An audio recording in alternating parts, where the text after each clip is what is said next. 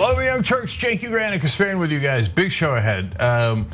Lots of outrage as always. Democrats, Republicans. Now we have pre-crime. You know how it was in the movies? It's real now. And it's by the way targeted at your kids. So in different counties, if your kids have gotten bad grades or things along those lines, they will be targeted by law enforcement, and their lives will be ruined. So fun. Okay, there is a tiny bit of fun in the show though. In one of the commercial breaks, not in the main show, but in the commercial breaks, I'm kidding. We have a fun story of a nun stealing all sorts of money and gambling. That's our idea of fun here. But during one of the commercial breaks, I will be featured in one of the ads, so it'll be fun. Check that out, and we might ask you to vote on it. Not we might, we will. All right, but anyways, lots of stories to get to. All right. Democrats are going after one of their own, Representative Ilhan Omar, after she asked a perfectly legitimate question to Antony Blinken, who is the Secretary of State. Now, the question had to do with the investigations pertaining to war crimes that have been committed by various organizations or various governments. And so the critical statement, there was a critical statement following the, hold on, let's take that down. There was a critical statement by her colleagues following the exchange that you're about to watch right now with Representative Omar and Antony Blinken. Take a look. I know you opposed the court's investigation in both Palestine and in Afghanistan. I haven't seen any evidence in either cases that domestic courts both can and will prosecute alleged war crimes and crimes against humanity. And I would emphasize that in Israel and Palestine, this includes crimes committed by both the Israeli security forces and Hamas. In Afghanistan, it includes crimes committed by the Afghan national government and the Taliban. So in both of these cases, if domestic courts can't or won't pursue justice, and we oppose the ICC, where do we think the victims of these supposed crimes can go for justice? So that was an important question to ask because the International Criminal Court, which wants to probe the Israeli government for possible war crimes against the Palestinian people in Gaza, is something that the United States government, the Biden administration specifically, does not support. So she's trying to ask, well, if you don't agree with the International Criminal Court investigating this, and we can't rely on domestic governments to investigate their own war crimes, then how do you propose we do these investigations? And that very question offended dozens of her own colleagues, and I'll tell you who in just a minute, but Cenk, go ahead. Yeah, first, the context is really important there. And you just saw the context. It's in the context of specific cases of the International Criminal Court. Now, as Anna's gonna tell you, they will pretend that context did not exist. So I will go further than Ilhan Omar, but she did not go that far. She explained exactly what she meant, and those are cases that are being adjudicated. So I want you to understand that as you see how they're going to mangle what she said as usual. So following that exchange with Blinken, and of course Blinken gave a non-answer to it. It's not even worth showing, to be quite honest with you, but you can check it out online. Following that exchange, she tweeted the following: "We must have the same level of accountability and justice for all victims of crimes against humanity. We have seen unthinkable atrocities committed by the United States, Hamas, Israel, Afghanistan, and the Taliban.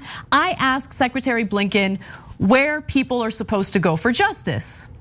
Now, following that, 12 Democratic lawmakers decided to sign a statement condemning Representative Omar for her statement, which, by the way, is completely accurate.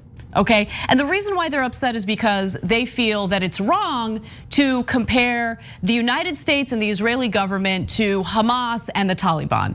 So these 25 Jewish Democrats in the House of Representatives had signed this letter. The 25 members of— No, I just want to be clear about it. 12 wound up signing. I'm sorry, 12 did, my bad. But 25 of them had gotten together to figure out what they wanted to do moving forward with Ilhan Omar. And Anna, I just right before the show got an excellent source from inside DC that explained that some of those 25 actually fought back and wanted to protect Ilhan Omar. But we'll get to that in a second. Let's see what the 12 said. Right. So as I mentioned, 25 get together. They're trying to figure out how to, I guess, tackle this issue.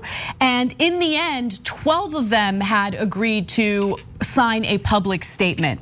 And this is what the public statement said: equating the United States to Israel.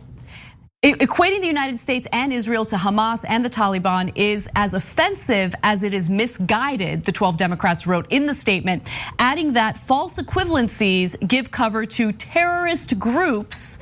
And Congressman Brad Sherman actually took it a step further by releasing another statement where he says this: it's not news that Ilhan Omar would make outrageous and clearly false statements about America and Israel. What's newsworthy is that she admits Hamas is guilty of unspeakable atrocities. It's time for all of Israel's detractors to condemn Hamas, and it is time for all those of goodwill to reject any moral equivalency between the United States and Israel on one hand, and Hamas and the Taliban on the other. So, the United States has committed war crimes. We've committed war crimes fairly recently, under Donald Trump, certainly under the Obama administration. Obama conducted a drone strike on a US citizen with no due process. He murdered a US citizen using a drone strike and then killed his 16-year-old son using a drone strike as well. I mean, you can go back decades and talk about how the United States orchestrated coups in various countries, including Guatemala, on behalf of business interests here in the United States. That led to the slaughter of countless indigenous people, not just in Guatemala, but in other Latin American countries. I know that we like to pretend that in the US, whenever we commit war crimes, it's okay because we do it to spread democracy. But we know what the reality of the situation is, and we can't pretend as if our actions are totally fine, even when it leads to countless deaths, which we later refer to as collateral damage. Is Brad Sherman your congressperson? Yeah, Brad Sherman is my congressperson. Certainly will not be voting for him. I hope that he gets primaried. Interesting about that. All right, so I have a lot to say about this, but first, I want to tell you about the good folks who fought back, okay?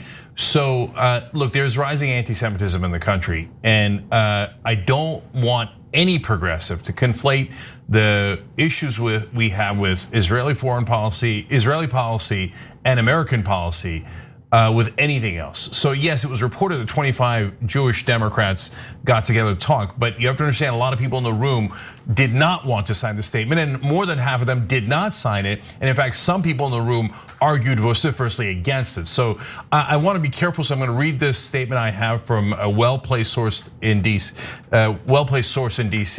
They say that Jamie Raskin was reportedly approached, and according to someone at the meeting, declined to be part of the effort and asked whether the point was to advance international law and human rights or to give people another chance to take a shot at Ilhan.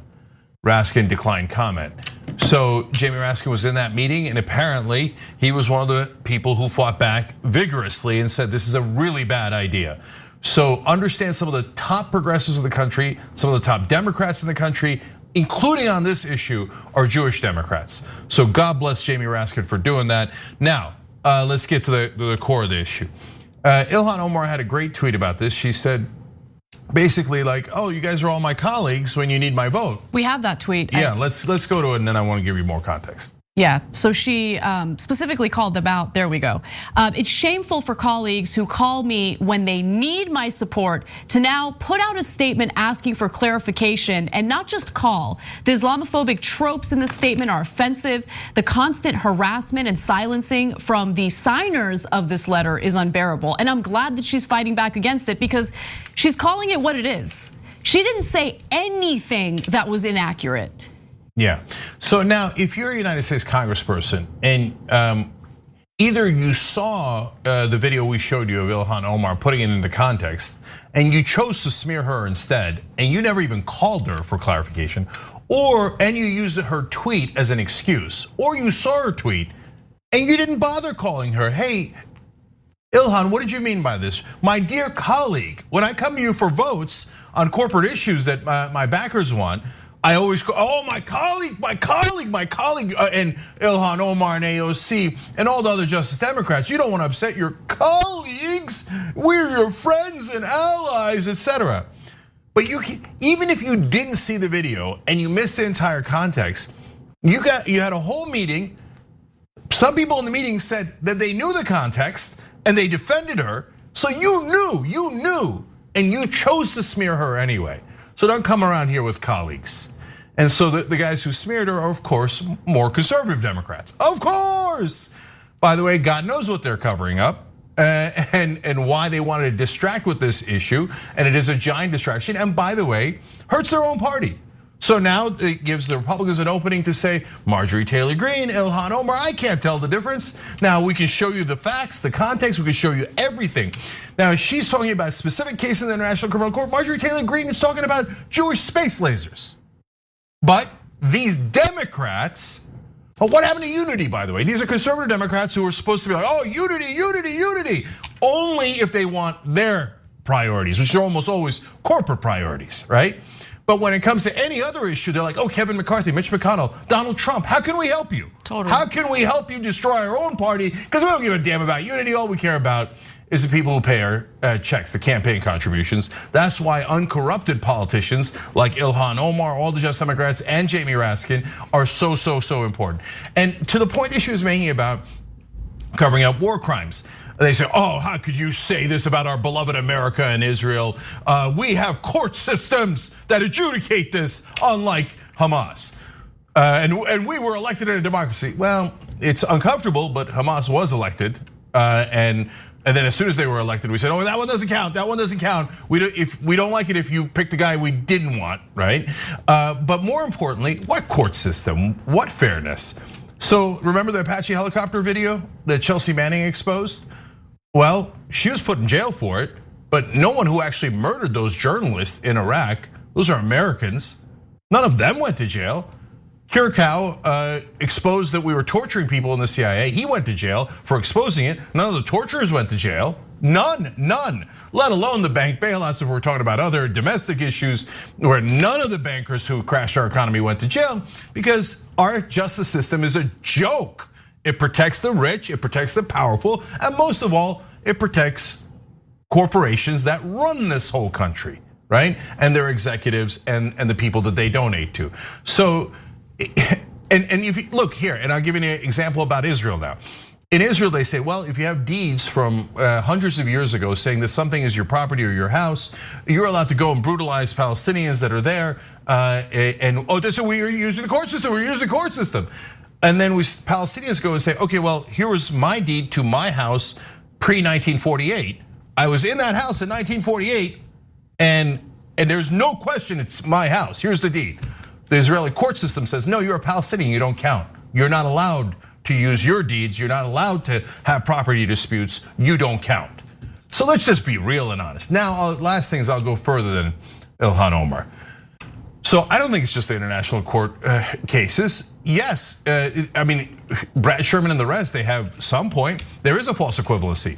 Israel kills way more innocent Palestinians than Hamas kills innocent Israelis. I don't want either side killing anyone innocent, any civilian at all. And they're like, oh yeah, do you condemn Hamas? That's the easiest thing in the world. Of course we condemn people when they hit innocent civilians. And they say, okay, so good, you condemn Hamas. Well, do you condemn Israel when they kill 10 times, 20 times as many innocent civilians, including children? No, they're beloved. Okay. Well, your bias is screaming through. And so the people who have a problem are not Ilhan Omar who are calling out the facts. It's the people who are intensely hypocritical, very conservative while being in the Democratic Party. And that is destroying the credibility of the Democratic Party. And their foreign policy objectives are hideous. And their attacks at fellow Democrats are unconscionable. All right, let's get to our next story because it looks like the progressives in Congress are finally waking up and planning on fighting back against some of these concessions that the Biden administration is willing to give to the GOP. So, progressive members of the House of Representatives are now considering potentially holding their vote on Biden's infrastructure bill should he decide to give up key provisions pertaining to climate change. Now, this all started after the National Climate Advisor, Gina McCarthy, suggested that climate policies proposed in Biden's original American Jobs Plan, that's the infrastructure bill, such as a clean electricity standard, could be left on the cutting room floor as the president seeks a compromise deal with a bipartisan group of senators. Now, Biden has moved on from working with a group of GOP senators because maybe he finally realized that they were negotiating in bad faith. Now he's working with a bipartisan group of senators who are also negotiating in bad faith because they don't want to raise any taxes on the rich in order to raise revenue to pay for the infrastructure bill. But nonetheless, in response to that, you finally have some Democratic lawmakers who are saying, no, not gonna vote for this unless it includes these key provisions on climate change.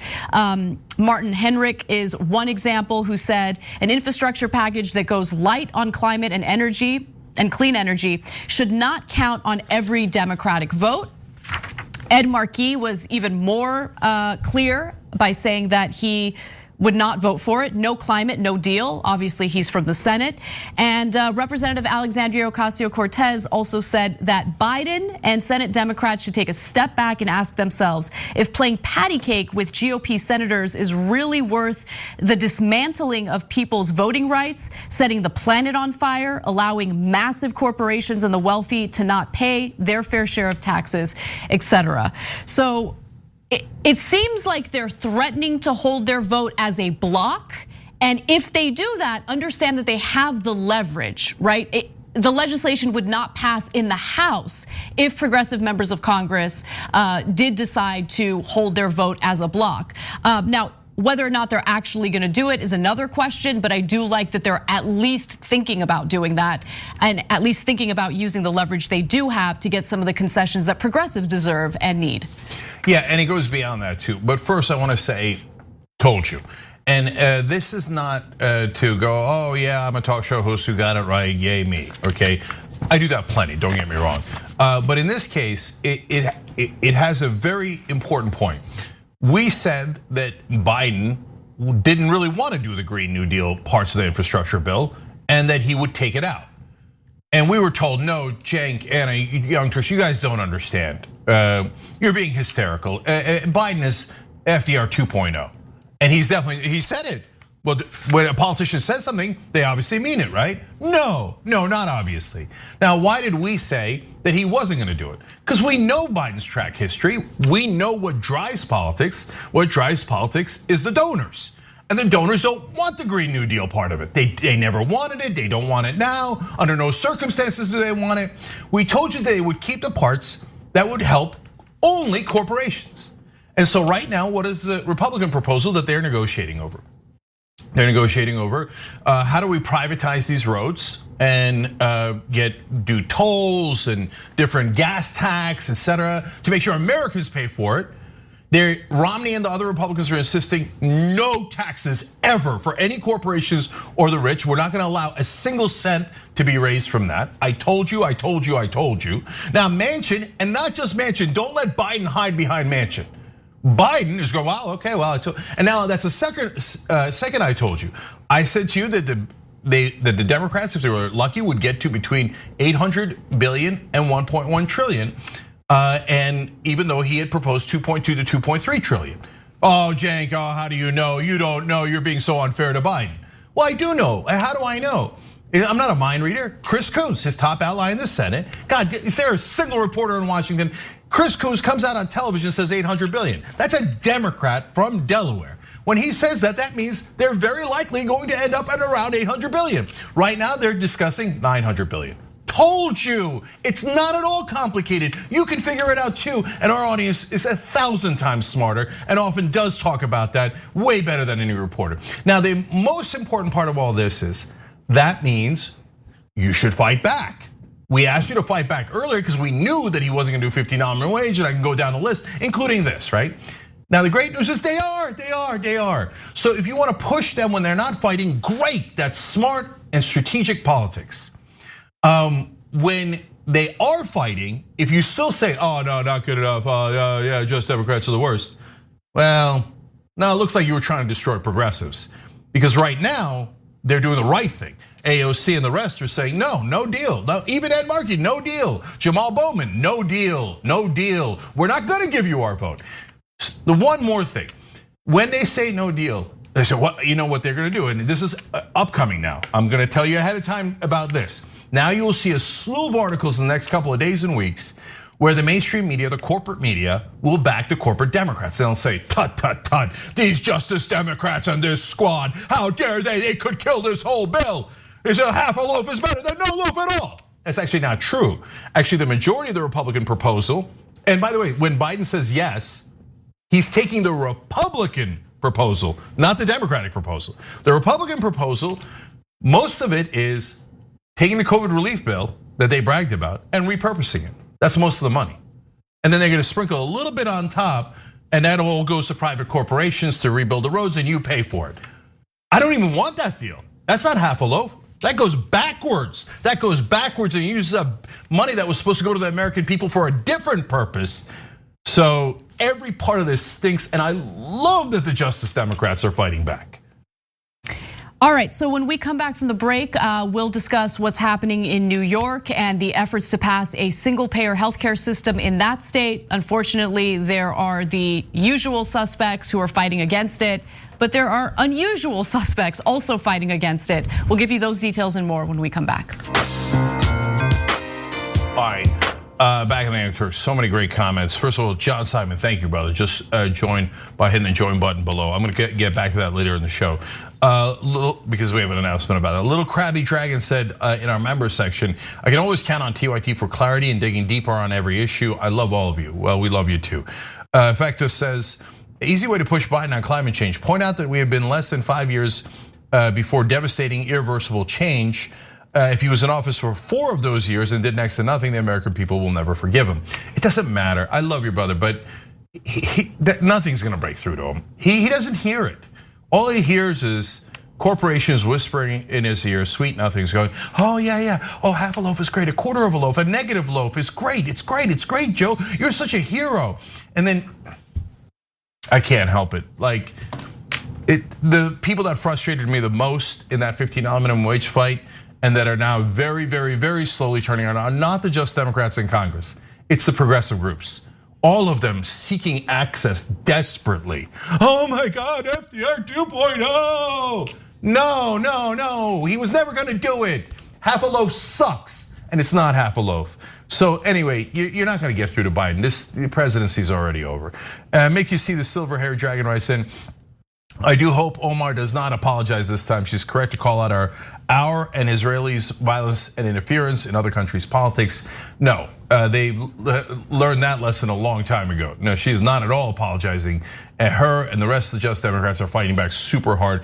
Oh, by the way, Cori Bush was a great voice on that too.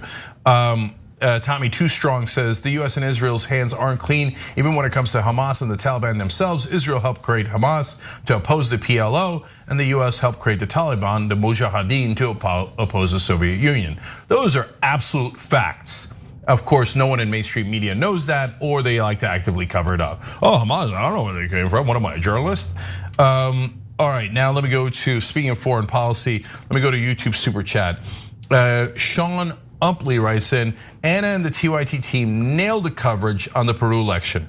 I have friends who voted there and feel Castillo is the same as Biden, not what they wanted, but better than the alternative. TYT rules. Thank you, I really appreciate it because those stories, I go through a lot to make sure that I get the facts right. And just to be open and honest with you guys, it's frustrating to go through all of that hard work, make sure I get the facts right, and then deal with former employees from this company trashing us based on nothing, and then people just believe what they have to say. So I appreciate that kind message, and that's what keeps me going. 100%, and it's so easy to lie about us. Anyway, that's a whole long story. They're the worst. All they do is try to profit off of their goddamn lies. Anyways, we got to take a break. So many of you are so wonderful. We'll be right back and read a couple more comments. All right, back on the Young Turks. I just want to give a shout out to a couple of YouTube super chat folks who are so nice with both their contributions and their comments. Sean Umpleby wrote in, TYT deserves the support. The TYT Army earned it. We make TYT. Keep it up, team. We appreciate and love your hard work, Steel Dragon. Thank you guys. And you do. You absolutely make up TYT. There's a lot of lies about, oh yeah, where we get our money from. It's insanity. It's from you guys. So everybody who hits that join button, goes to tyt.com/change, etc. You are the ones who support us and make this show possible. We're nothing without you guys. And British 32 wrote in, hi Cenk and Anna, great combo as normal tonight. Do you think Omar, AOC, and Justice and Progressive Dems will use their votes as power now that more than double standards have been exposed again on a basic comment she made, TYT 2021? Thank you for the question. I just want to clarify real quick, guys. We do nuance on TYT. We do it, we're proud of it, and it's the smart and right thing to do. So if the Just Democrats people are trying to force them into a nonsensical vote that doesn't make any sense, we're gonna say no. If people are forcing them into a vote that is desperately needed, like the $15 minimum wage, we're gonna say yes. So now when they call out the corporate Democrats, we say yes, that's awesome. But if at the end they cave and they give them their votes on a terrible bill, we'll say no. And we'll say that was wrong. Because facts matter, they just do. And if you listen to people who say facts don't matter, only my emotions matter, and I'm gonna rage and call everyone else corrupt, etc., without any facts to back it up, well, that's your choice. But I love our audience because you guys are smart and strategic just like that. All right, Anna. Well, we have some news about a single-payer healthcare system in New York. Unfortunately, there's a huge obstacle. So, the majority of lawmakers in New York's legislature actually support a bill that would change its healthcare system to a single-payer healthcare system. It's very similar to what the bill in California in 2017 was attempting to do. Since we can't get single-payer on a national level, California in 2017 thought, why don't we do it statewide? That effort failed, and now, unfortunately, it looks like this effort in New York State is set to fail as well. Not because the lawmakers are against it, but because there are two different groups of people actively fighting against it and preventing Democratic leadership in the state from even allowing a vote on it. So the bill, known as the New York Health Act, has passed the state assembly 5 times before. This year, the legislative session is coming to a close with the New York Health Act stuck in committee, not even having received a vote in the assembly. So why is that? What's going on? Well, as the Daily Poster reports, advocates say that under pressure from both insurance corporations and yes, labor unions, New York legislative leaders are not planning to hold an up or down vote on the measure before the legislative session ends on Thursday. So again, it's a popular bill among voters in New York. The state legislature overwhelmingly supports it. It would easily pass, but it's being held up in committee by Democratic leadership in that state as a result of private healthcare interests and labor unions, which, Cenk, take it away.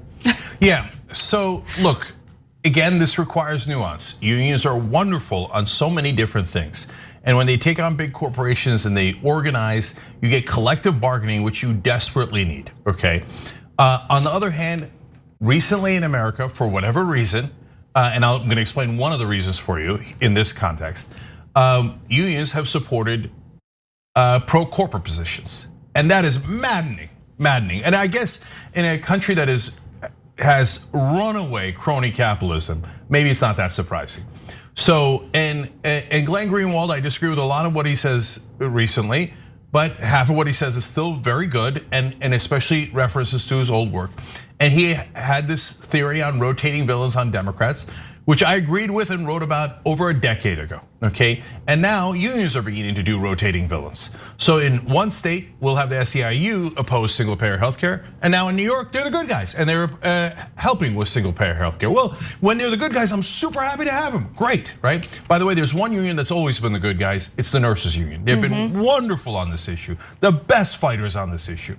But here we are in New York, we picked a different union, this time the teachers.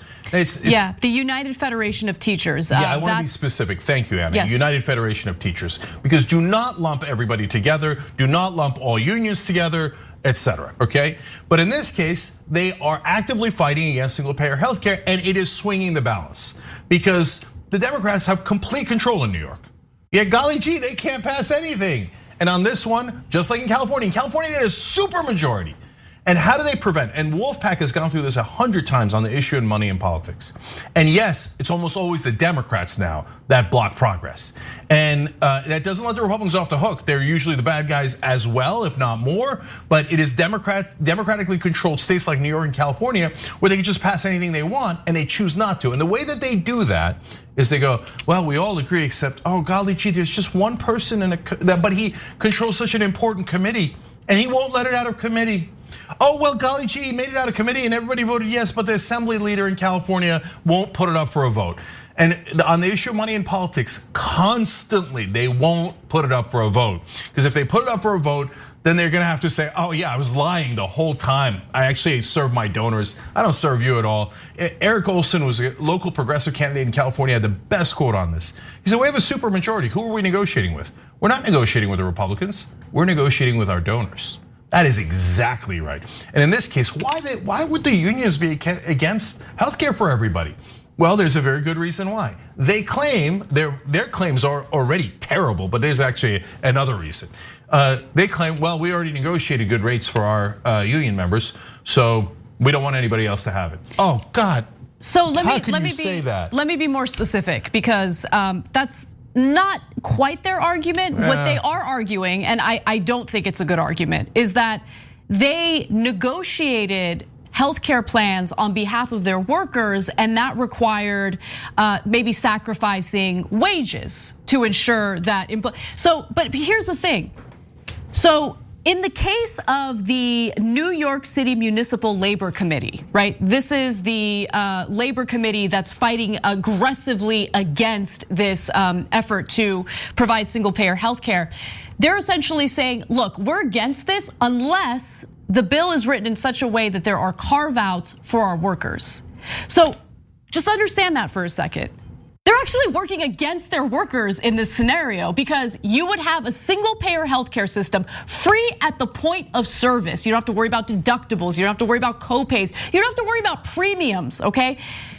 They want to ensure that their workers wouldn't get to benefit from that single-payer healthcare system and would have to rely on the private health insurance that's provided by their employer, which clearly, based on how private insurance works, is nowhere near as good as a single-payer healthcare plan would be. So that's 100% right, with one caveat. I mean, that caveat is really important, and we get to it in a second. But so following up on what Anna's saying, so those unionized workers, you are still better off under single payer. That's absolutely true, and I'm glad she clarified that. But the argument, the public argument that we negotiated for rates for a system that is not as good as single payer, but better than everyone else in this brutal system, is not a winning argument. That's an argument saying I'm a slightly above you on the totem pole, and I want to make sure that I stay that way. And again, that's a terrible argument. Second terrible part of their public argument is, well, we already negotiated that. Then why don't, now if we have single payer healthcare, you know what you would get to do? You would get to negotiate again, and this time argue for higher wages. 100%. In fact, it would be way easier to negotiate higher wages under a single payer healthcare system because workers are not tethered to their job based on health insurance benefits. I mean, how many people want to leave, they want upward mobility, but they feel like, hey, I can't leave as a result of this healthcare system. I can't lose the healthcare coverage. And you would, not only would you have healthcare for your workers, you would get to argue for higher wages, but you also gain leverage because they can leave, as Anna pointed out, right? So why would you make such a terrible argument in public? Because there's an even worse reason why they're actually against it. Because some of the unions have insurance that they are providing, not the employers. And that's what helps hook people into unions, because they are, generally speaking, good healthcare, right? So they think, well, then they might not want to join a union if they already have completely free healthcare that gets rid of the need to use our pretty good healthcare at the union. Oh, no, you cannot do that, man. That's in the union's self-interest, but that's not in the union members' self-interest. That's not in the workers' interest. It is brazenly corrupt, brazenly corrupt. We want to support the teachers so bad that we supported every teacher strike here, and they desperately needed those raises. And here comes their leadership in their unions saying, we don't want people to get health care because of our greed. It's unconscionable. And you really gotta give credit to and support excellent journalists like David Sirota. And Julia Rock, who wrote this story in the Daily Poster. David started the Daily Poster and Julia wrote that story. And there's others like Ryan Grimm, et cetera, who are progressive journalists who are unafraid to call out anybody no matter what side they're on. And that is very rare. So understand that in New York, if you don't have single payer health care, it was both corporations, corrupt Democrats, and yes, unfortunately, some of the unions who screwed you here. All right, we have a COVID vaccine related block coming up. I want to take the break a little early, get that out of the way. And when we come back, we'll discuss, yes, the lab leak story. It's developed to the point where I feel comfortable sharing the details without sharing any misinformation unwittingly. And then later in the same block, we'll also talk about some of the insane conspiracy theories that were shared in an Ohio State hearing about the COVID vaccine. Come right back. All right, so I want to announce a membership change here at TYT. So we tried a $1.99 level on YouTube channel memberships. Now at that price, we honestly lose money on it. There's a number of costs that go into it, et cetera. But we tried it for a while and then eventually became unsustainable. So we've taken that $1.99 off YouTube channel membership. But I want to explain to you guys that you have a couple more options. So first of all, a lot of people didn't even know that they were signing up for $1.99, which did not have the bonus episode as part of the membership benefits. And so now everybody who signs up gets membership benefits, at least at the introductory level included, which it includes the bonus episode that we do every single day. So you could, the folks who are at $1.99 on YouTube, please, if you can, join us at $4.99 or even better at $9.99, where you get even more privileges. And these privileges sounds weird. It's more videos, more content, et cetera.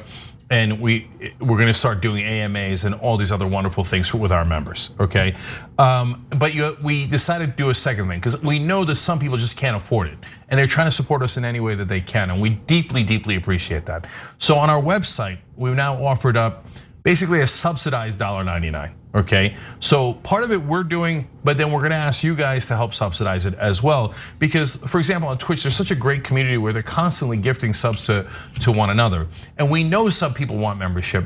The good news about the $1.99 on our website is it gets the benefits of membership. So you will get the bonus episode, okay? So we did a limited number of those just from TYT's perspective, even though we know we're losing money on it. You can go to tyt.com/join to take advantage of that. Those will probably run out pretty soon. So then we thought a lot about how can we get this wonderful community to help one another, right? And we're asking you guys from time to time to upgrade because it makes a giant difference for us and allows us to do more reporting and so much more content, right? So one of the ways that we came up with was if you sign up at $25 a month, and some of you can do that and we'd love you for it, we're gonna subsidize one other person to get a $1.99 membership that could only afford that, right? If you sign up at $50, we're gonna subsidize 5. If you sign up at $100, we're gonna subsidize 10 of those.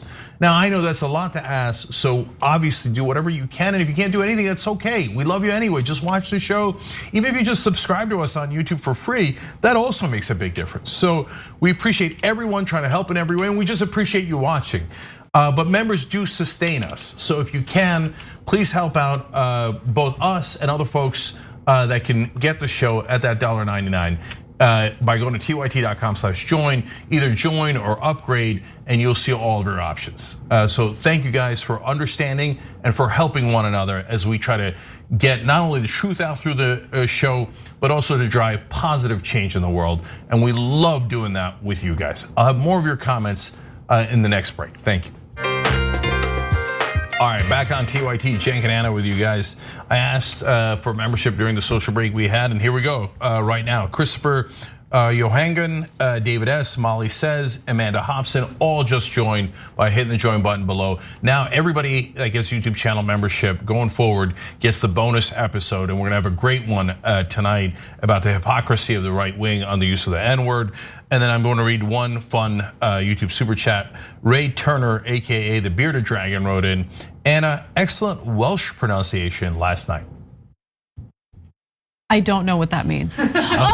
Yeah, someone wrote in a comment and it had some stuff in there, some Welsh stuff in there. Okay, well, it's the worst thank you I've ever seen. Thank you. Okay, thanks guys. All right, what's next? All right, so Joe Biden is calling for a full investigation into the origins of the coronavirus, and he is, of course, referring to some plausibility regarding the lab leak theory. Now, this story's been developing. I've been holding off because there are all sorts of questionable actors at play. However, it does appear that there is some indication that a lab leak in Wuhan, China is the origin of the coronavirus pandemic. Now, let me be clear, it has not been proven yet, but the previous thought of it being literally impossible was inaccurate.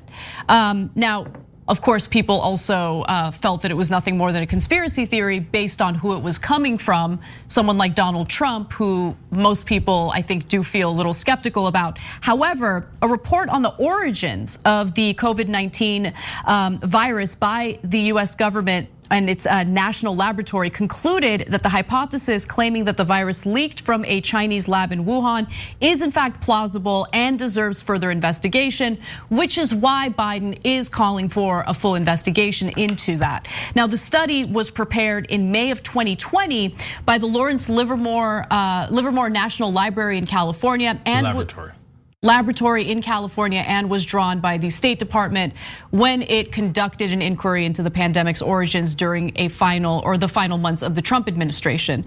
So what makes this study important is that it was done by a reputable organization. And so that's part of the reason why Biden's taking it seriously. That's the reason why the State Department's taking it seriously. And so I'm uncertain about whether or not we're actually gonna get to the bottom of it, but it is important to keep in mind that this theory is plausible, and if it is proven to be true, I think that there are some pretty serious consequences for our institutions, which are already dealing with, honestly, a lack of trust among voters and Americans in general. Yeah, so I'm really disturbed by this story. So when coronavirus first broke, we found out that there was a virus lab in Wuhan. First thing I thought is, well, that's an awfully strange coincidence. So a virus naturally broke out right next to a virus lab. It could happen, but probably the odds are against it. But you know what? I trust the scientists. And so that is why I'm really discouraged by a letter that Lancet put out. And that's a very respected journal. And I relied on that letter. And look, guys, there's fog of war in not just war, but in many things that happen quickly where we haven't gotten all the facts yet. So sometimes there's an active shooter and people say, oh, he's a Christian terrorist, he's a Muslim terrorist, he's this, he's that, it's personal, it's not personal. And there's also a wild theory he's going out there in the first 24, 48 hours, right? I can give you 1,000 examples from et cetera. And in this case, the science was unsettled for so long because it was a novel coronavirus, right? It's a novel virus. And so we counseled you all throughout, be careful with the information that's coming out. Let's listen to the scientists, the collection of scientists, but some things in science are very well settled, like climate change and gravity. Those are settled, right? Now there's the people who want to manufacture doubt about them, usually working at the oil companies and the people that fund that, right? But there are things that are not settled. Where did coronavirus come from, et cetera. So when Lancet put out a letter from a collection of doctors saying it is pretty much definitely not man-made, I believe that.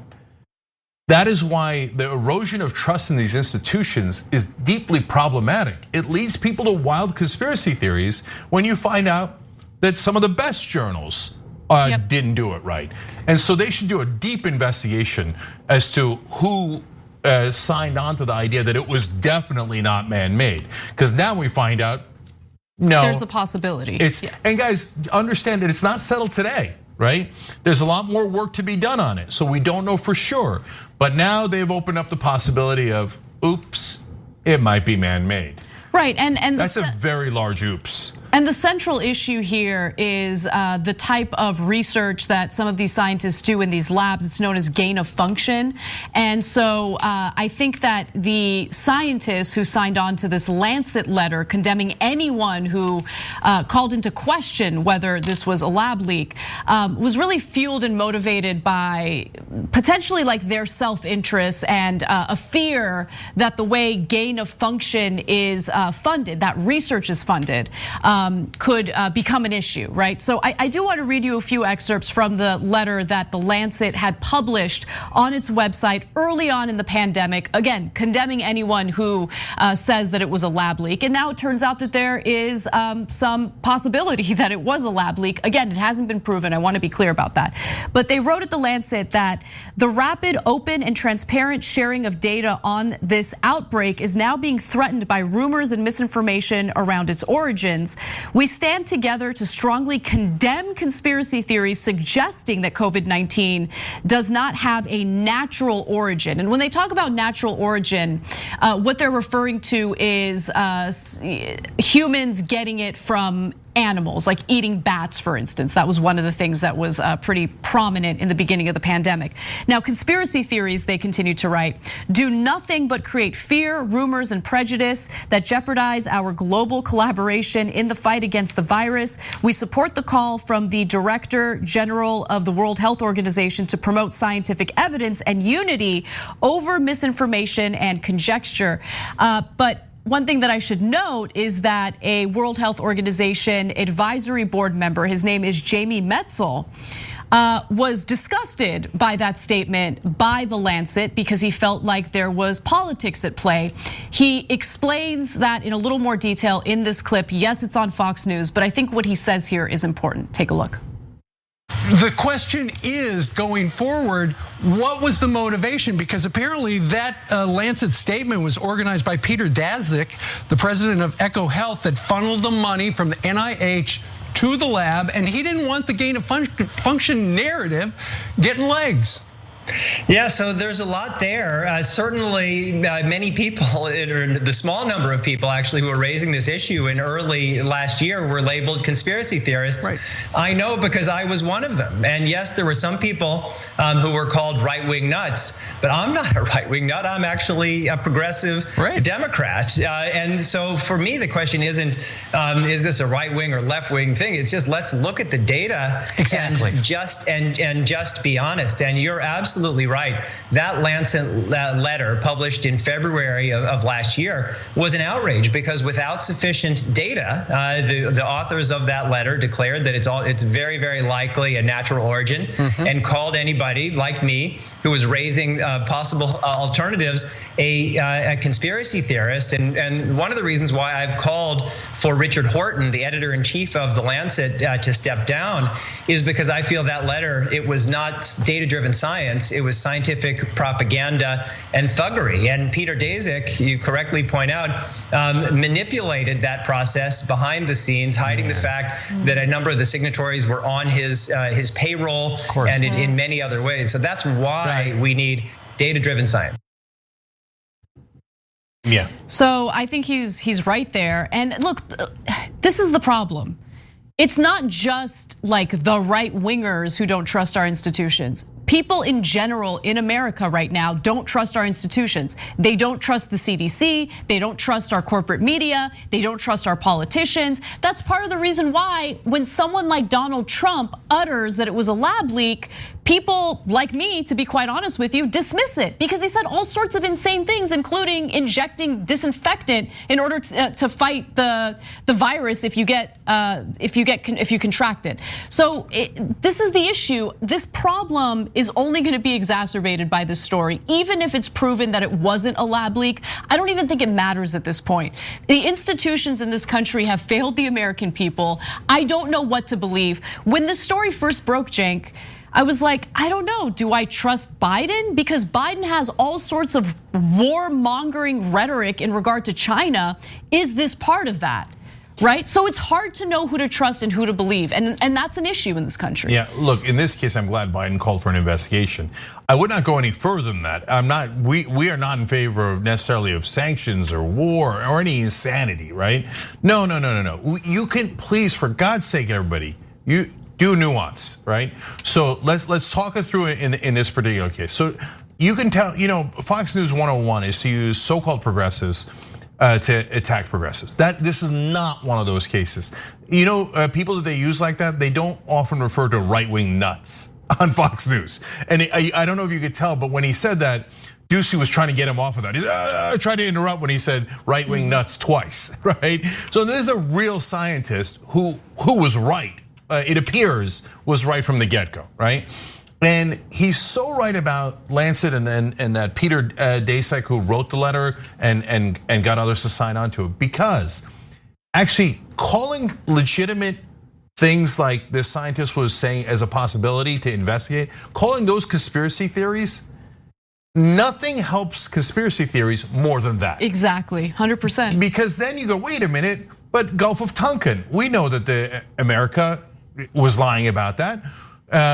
Look, I would argue the JFK killings is a preposterous government explanation, but everyone in mainstream media goes, oh no, conspiracy theory, right?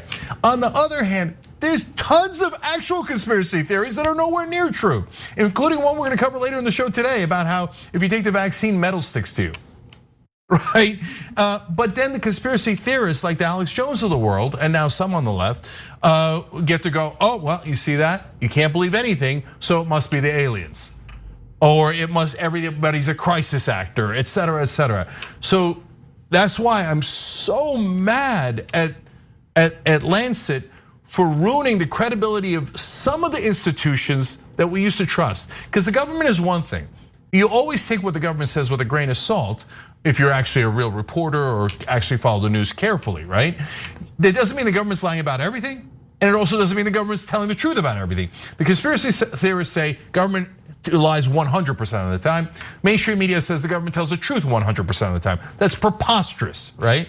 But scientists actually generally do tell the truth, right? And so do doctors, et cetera. That's why this one hurts so much. But also, let me just note that, yes, when we think of the government, I think oftentimes we think about elected politicians, Democrats, Republicans, or what have you. But the government also includes organizations like the CDC, right?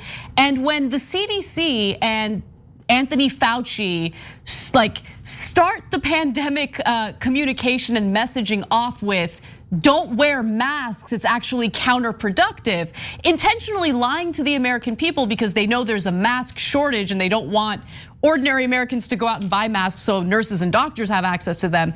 That leads to people losing trust in these institutions. It's a problem. It would have been far better for Anthony Fauci to come out and just simply say, listen, we have a broken system where we rely on and exploit cheap labor in other countries. And since we can't rely on that, supply chain right now, we have a shortage of masks, and we need to make sure that doctors and nurses have access to them. Please don't buy the masks. You stay home, shelter in place, you'll be safe. He didn't do that though. They lied and said that masks are counterproductive. And that kind of messaging, again, leads to this environment and climate of distrust. Yeah, and look, both on Fauci and Trump, let's do nuance there. First, when the heart of what Fauci said throughout the crisis, which is wear the mask, get tested, and we need the PPE, and then of course get vaccinated. We're all true, right?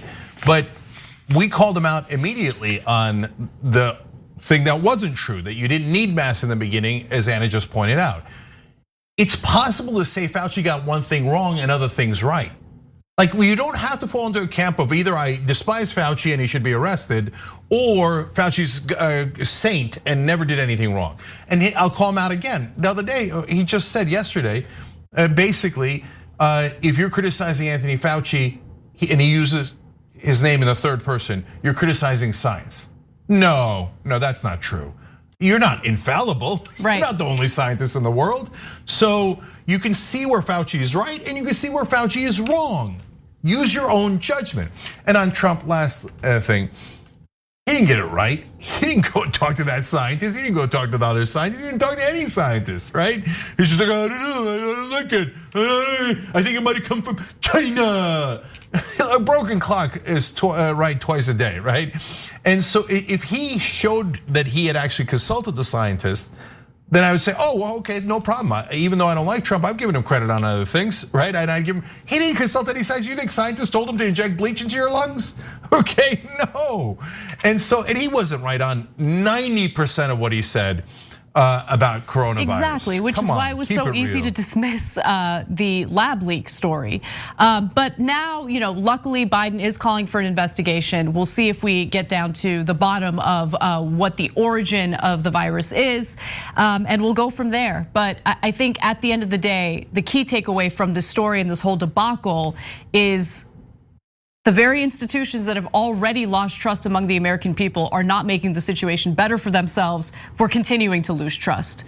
So, all right, I'm gonna do one more story before we go to our second hour break. So let's do it. A prominent anti-vaxxer testified in the Ohio State House to raise her concerns about an alleged side effect of the coronavirus vaccine that you may not know about. Watch. What is it that's actually being transmitted that's causing all of these things? Is it a combination of the protein, which now we're finding has a metal attached to it? I'm sure you've seen the pictures all over the internet of people who've had these shots and now they're magnetized. They can put a key on their forehead, it sticks. They can put spoons and forks all over them and they can stick, because now we think that there's a metal piece to that. That was Sherry Tenpenny. She's an osteopath and she believes genuinely that taking the coronavirus vaccine magnetizes you. And there was another person who actually stood up and testified the same thing, and in fact wanted to demonstrate how accurate this conspiracy theory really is. Let's take a look at that.